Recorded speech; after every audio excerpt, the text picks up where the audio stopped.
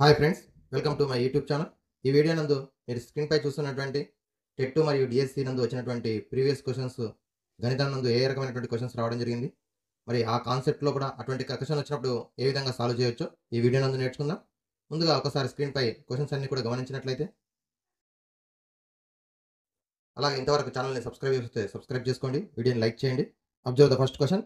ఏ కనిష్ట సంఖ్యను 3,21,727కు కలిపిన వచ్చినటువంటి సంఖ్య 3 చేత నిశ్శేషంగా భాగించబడుతుంది. Which least number is added to 3,21,727. It is divisible by 3. మనకి ఇక్కడ డివిజబిలిటీ రూల్, భాజనీయత సూత్రం 3 ఉపయోగపడుతుంది. మరి 3 చేత కానీ 7 చేత కానీ భాగించబడాలంటే ఆ సంఖ్యలోని అంకెల మొత్తం some of digits is divisible multiple of 3 కావాలి. అంటే 3 యొక్క గుణిజం కావాలను. మరి గమనించండి ఒక్కసారి. 3, 2, 5, 5, 1, 6, 6 + 7 13, 13 + 2 15, 15 + 7 22. Some of digits in the number is equal to 22. So 22 అనేది 3 టేబుల్లో రాదు. మరి 22 తర్వాత నెక్స్ట్ వచ్చిన నెంబర్ ఎంత వస్తుంది? 24 వస్తుంది. 24 రావాలంటే ఇంకా ఎంత నెంబర్ ఉండాలి? 2 యాడ్ చేయాలి. 2 యాడ్ చేయాలంటే ఇక్కడ ఇచ్చినటువంటి నెంబర్కు 2 యాడ్ చేసినట్టయితే మనకి 3,21,729 అవుతుంది. ఇప్పుడు చూడండి ఒకసారి. 5, 6, 13, 15, 24 అవుతుంది. ఇలా అంటే 2 ఈజ్ ద కరెక్ట్ ఆన్సర్. ఇక్కడ అడిగింది ఏ కనిష్ట సంఖ్యను కలిపినా అని అడిగిండు. సో 2 కలిపినట్టయితే మనకేమవుతుందంటే సమ్ ఆఫ్ డిజిట్స్ 24 అవుతుంది. 3తో డివైడ్ అవుతుంది. ఒకవేళ డివిజిబిలిటీ రూల్ గుర్తుకు రాకపోయినా మనం 3తో భాగించి కూడా చెక్ చేసుకోవచ్చు. సో 3తో భాగించినట్టయితే 3 1 3, అలాగే 3 0 0, 3 7 21, అలాగే 3 1 3, 3 2 6, 1, 3 4 12, నెక్స్ట్ 7 ఉంది. 7 అనేది 3 ఎక్కల్లో రాదు, 8 రాదు, నెక్స్ట్ 9 వస్తుంది. 9 రావాలంటే ఎంత కలపాలి? 2 కలపాలి. సో మనకి ఆప్షన్ 2 కరెక్ట్ ఆన్సర్ అవుతుంది. ఒకవేళ ఏ కనిష్ట సంఖ్యను తీసివేసిన సబ్ట్రాక్షన్ లీస్ట్ డిజిట్ అంటే అప్పుడు ఏం చేయాలి? 7 ఉంది కాబట్టి మనకు -1 చేయాలి. 1 మైనస్ చేసినట్టయితే 6 అవుతుంది. 3 2 6. కాబట్టి యాడ్ చేసేదేమో +2, సబ్ట్రాక్షన్ చేసేదేమో -1. ఒకవేళ చేయండి ఇక్కడ. ఒకవేళ ఇదే క్వశ్చన్ 9 టేబుల్లో డివైడ్ కావడానికి ఏ లీస్ట్ నెంబర్ యాడ్ చేయాలి అంటే సమ్ ఆఫ్ డిజిట్స్ ఎంత వచ్చింది? ఇక్కడ 22 వచ్చింది. సో 22కు మరి నెక్స్ట్ 9 మల్టిపుల్ ఏమొస్తుంది? 27 వస్తుంది. 27 రావాలంటే ఏ నెంబర్ యాడ్ చేయాలి? 5 యాడ్ చేయాలి. సో 5 యాడ్ చేసినట్టయితే లీస్ట్ నెంబర్ 5 యాడ్ చేసినట్టయితే 32 అవుతుంది. 27 అవుతుంది. 27 ఈజ్ డివిజబుల్ బై 9. మరి ఒకవేళ ఆ నెంబర్ ఎంత అవుతుంది అంటే 727కు 5 యాడ్ చేద్దాం. 5 యాడ్ చేస్తే వస్తుంది 321,732 అవుతుంది. ఒక్కసారి ఇప్పుడు చూడండి. 3 + 2 5, 5 + 1 6, 6 + 7 13, 13 + 3 16, 16 + 2 18. ఒకసారి బాగా అబ్జర్వ్ చేయండి. మనం 5 యాడ్ చేస్తే ఇక్కడ 27 అయింది. ఇక్కడ 27 అయిన తర్వాత ఇక్కడ 27 కావాల్సిన అవసరం లేదు. మారిపోయి ఏమైంది? 18 అయింది. 18 9 టేబుల్లో వస్తుంది కాబట్టి so which least number is added అంటే 5 ఈజ్ ద కరెక్ట్ ఆన్సర్. ఒకవేళ which least number is subtracted అంటే -4 అంటే ఇక్కడ 23 అవుతుంది. Okay, observe the second question. 9/-17 in the bracket 3/7 -4/5 విలువ ఎంత? సో మనం అబ్జర్వ్ చేసినట్టయితే బ్రాకెట్లో ఉంది. బాడ్ మాస్ రూల్ ప్రకారం ఈ రెండింటి యొక్క డిఫరెన్స్ ఫైండ్ అవుట్ చేస్తాం. మరి బటర్ఫ్లై మెథడ్ అన్లైక్ ఫ్రాక్షన్స్ కాబట్టి విజాతి భిన్నాలు కాబట్టి అడ్డ గుణకార పద్ధతిలో వీటిని తీసివేయడం జరుగుతుంది. సో 9/-17 అంటే -9/17 ఇంటూ 5 3 15, 7 4 28. సో 15 - 28/7 5 35. So -9 into 15 - 28. 15లోకి వెళ్ళి 28 మైనస్ చేస్తే -13. కింద డినామినేటర్లో 35, ఇక్కడనేమో 17. సో ఈ రెండు కూడా అబ్జర్వ్ చేసినట్టయితే మైనస్ ఇంటూ మైనస్ ప్లస్ అవుతుంది. 13 9 117, ఎందుకంటే ఇది క్యాన్సల్ కావట్లేదు.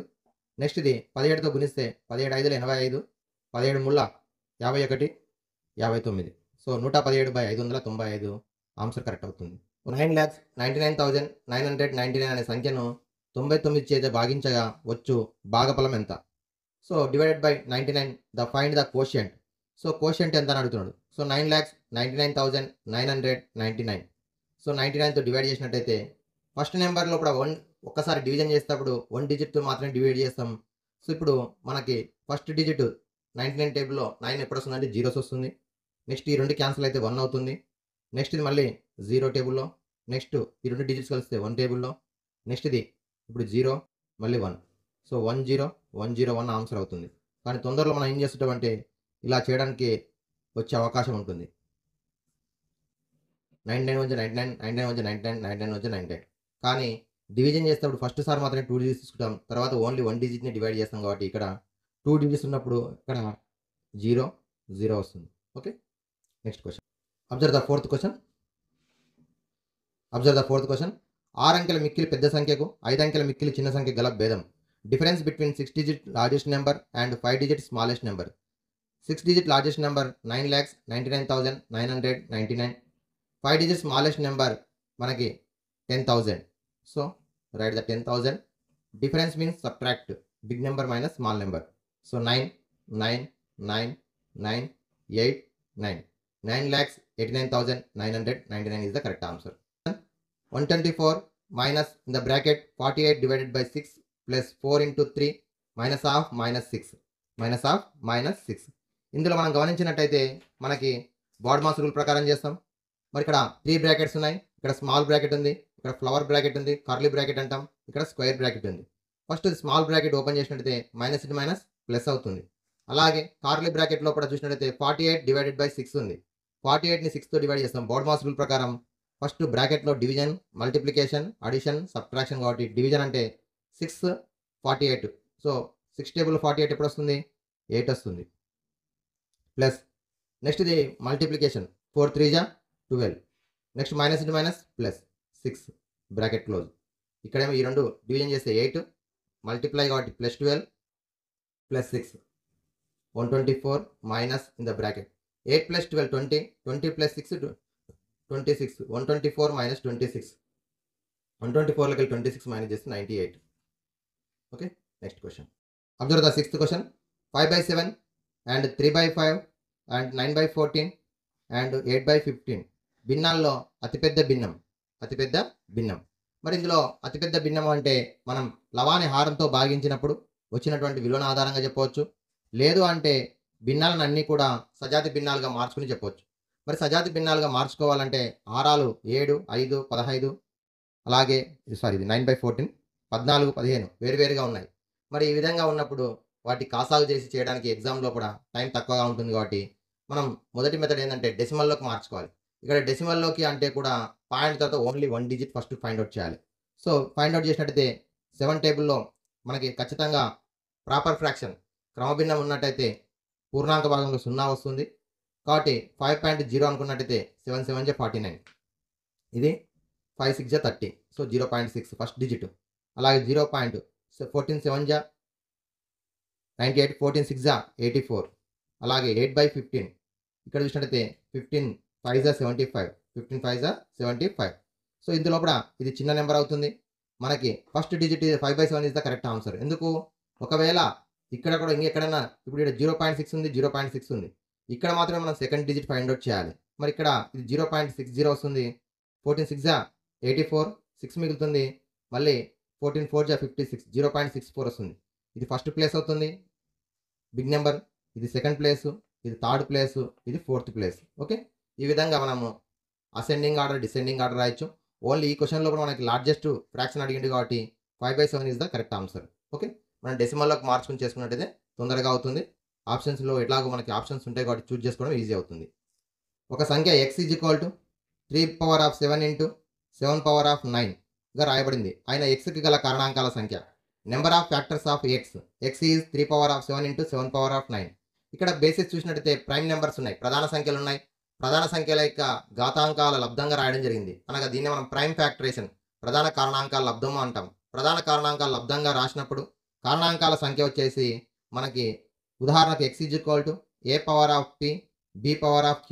a, bలు ప్రైమ్ నెంబర్స్ అవుతే మరి అటువంటి సంఖ్యలకు ప్రధాన కారణాంకాల సంఖ్య వచ్చేసి p+1 × q+1 సూత్రం నేర్చుకున్నాం.